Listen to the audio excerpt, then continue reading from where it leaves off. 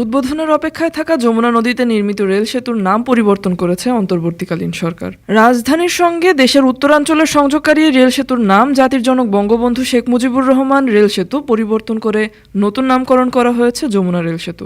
22 December Bangladesh রেলওয়ের মহাপরিচালক মোহাম্মদ আফজাল হোসেন এ তথ্য জানান। তিনি বলেন, 2025 সালের জানুয়ারি মাসে এই রেল সেতু উদ্বোধন করা হতে পারে।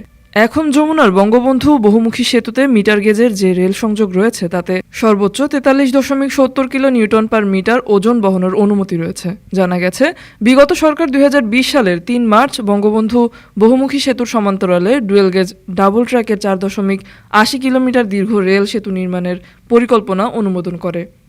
রেল সেতুটি নির্মাণে প্রথমে 9,734 কোটি টাকা ব্যয় ধরা হয়েছিল, কিন্তু পরবর্তী সময়ে এর মেয়াদ 2 বছর বাড়ানো হয়। এতে প্রকল্পের ব্যয়ও বৃদ্ধি করা হয়। পরে ব্যয় বেড়ে 16,780 কোটি 95,63,000 টাকা দাঁড়ায়। এর মধ্যে সরকারের পক্ষ থেকে 4,631 কোটি টাকা এবং জাপানের জাইকা 12,149 কোটি টাকা অর্থায়ন করে।